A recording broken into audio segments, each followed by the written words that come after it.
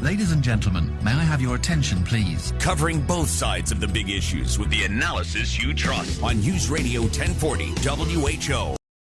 Let's go to our newsmaker line right now and talk to our guest. Her name is Denise Gosnell. She's a business strategist, and she's joining us to talk all about the fact that boss burnout is a thing. Welcome to the show. How are you? Hey, Simon. I'm doing great. Thanks for having me. You are very welcome. So, boss burnout, really? Don't they like have it easy? They got the executive toilet that we don't get to. You know, us mere peasants, we don't get to use that. They get long lunches, don't they? Isn't that what bosses do? Yeah, I mean, in some companies maybe, but you know, today a lot of people are tasking their mid and lower level managers with bearing the bad news that even if they don't agree with the mandate, they're the ones having to lay off staff and make people come back to the office that would still like to work from home. Wow. Yes. Well, you know, I worked from home for 9 months, and I was very pleased to get back to the office, to be honest with you. Yeah, you know, a lot of people would like the hybrid approach, working from home some and working from the office some. Yeah, I was actually more productive at home, weirdly, but I didn't. You know, at home I don't have all my toys in front of me that I get to play with on a daily basis when I'm on the radio. I don't have all those there. Mm-hmm. Yeah, exactly. So I think there's a place for both. But So tell us about boss burnout. How does that present itself?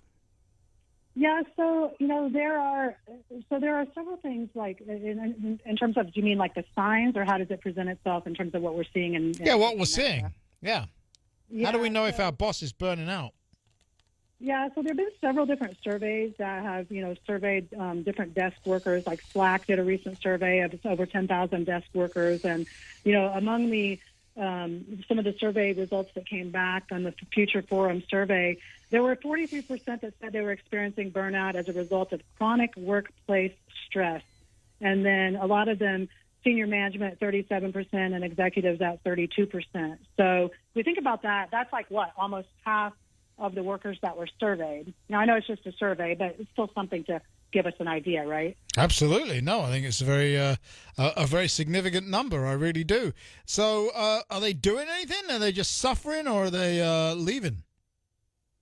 Those particular surveys didn't talk about those people leaving, but from what I have seen in the marketplace myself, I think that right now there's like there's an exodus going on where tech companies are cleaning house with getting rid of things that they don't have the funding for anymore, and then people are also demanding better workplace conditions after the pandemic. So people are becoming more choosy.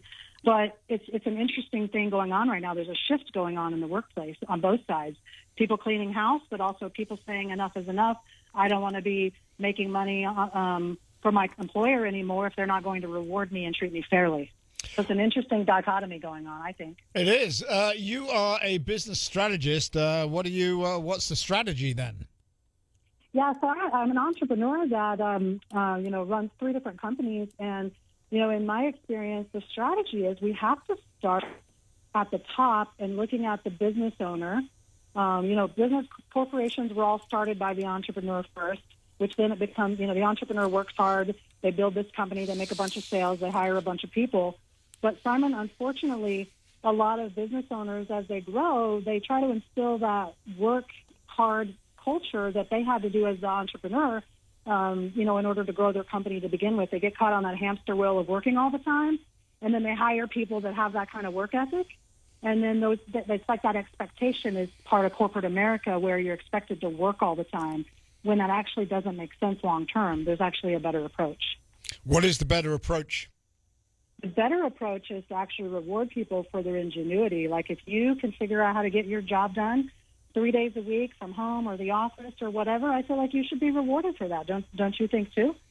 Well, back in the day when I used to run companies, I told my people, look, you do not have to stay until 5 o'clock, which is the end of the day, if you've got everything done by 2. I don't need you to, push paper clips around the desk just because you're supposed to work till 5. Having said that, if there are days when it requires you to stay till 7, I expect you to do that as well. Exactly. And that, I think, is what's missing in a lot of the workplaces today. There's still this punching a clock, micromanaging your staff instead of letting them be rewarded for the fruits of their labor. And like you said, why make them have a sales meeting at 5 p.m. on a Friday when, you're just trying to keep them from going to golfing because they met their sales goals? You know what I mean? I think we've got to start from the ground up or start from the top down, in terms of really looking at what kind of culture have we created and where are we fostering this culture of rewarding people for results instead of time spent. Right, and that's really what you're trying to teach people is how to get that freedom. Yeah, exactly. I used to work 80 hours a week running my 3 companies until I had a life-changing house fire that made me reevaluate everything. And Simon, now I run those same 3 companies by working an average of 3 days a week, and I travel whenever I want to. And what I had to realize was I needed to delegate more, but also reward my people hire the right people, reward them for results, and then get out of my own way. And when I limited the amount of time I was willing to spend at the office, I was actually able to get stuff done better in less time. Like when you're about to go on vacation, have you ever noticed how you get a month's worth of work done 2 days before you leave? Yep. Yeah, most people have experienced that. Well, what's happening there is that you're forcing yourself to focus on the needle movers, what really matters, what has to get done, and you're eliminating or delegating the stuff that doesn't. So what if we made that hyper-efficiency a way of life? That's what I call the vacation effect, that forced hyper-efficiency. What if we put that into our culture instead of this work harder on the hamster wheel culture? Right. Well, it's interesting that it took a fire. Yeah. That must have been awful. I'm sorry. Thank you. Really? It was the greatest gift, though, to let me see what I was doing wrong. And my newest book just came out, and it talks all about how to create your business around your life and to reward yourself and your employees for results instead of time spent. When you work for a big corporation, right? A big corporation, as I do, as an example, right? They have big expectations, and it's different than when you're working for a small company, I think. It is, but there's still a glimmer of what I'm talking about that you can do. I used to do when I worked for corporate America, too. I was the one who had a 4-day work week when no one had a 4-day work week. I was the one who got to work remotely when no one else did. And you want to know how I did that? Of course we do. Yeah, so what I did was I figured out what my employer wanted, what the result was that they cared about, and I approached my boss and I said, when I give you X result that you want, when I do this thing, sales level or whatever that you want, will you give me this thing that I want working remotely or working 4 days a week? And I was already a top performer when I asked that, and they said, well, yeah, because I made it a no-brainer. I knew what they wanted. They wanted this result. They thought it was impossible for me to reach that result, but I knew it wasn't because I was right on the cusp of it anyway. So guess what? When they said yes to that, I got to have the 4-day work week in one of my jobs. And the other job, I got to work remotely when no one was allowed to work remotely. And they were happy to do it because I gave them the result they wanted. And I answered their question, well, what if everyone else asks for it? I said, well, then make them produce make them get you the same result I did. And if they do, let them have it. They deserve it. Right. It's just about results at the end of the day. As I say, I used to run a bunch of companies, and they were my companies, and that's all I cared about.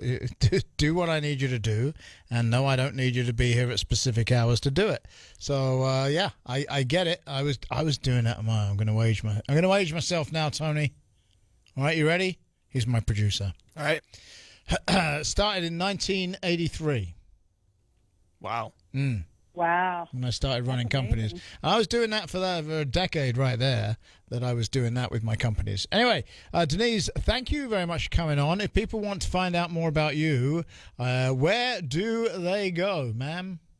Yeah, thank you for having me. They can find out more at vacationeffectbook.com. That'll take them to my website as well as more details about the book. There you go. All right. Well, very Merry Christmas and a Happy Hanukkah to you and yours. And thank you for coming on and sharing. You as well, Simon. Thank you so much for having me. You're welcome. You take care.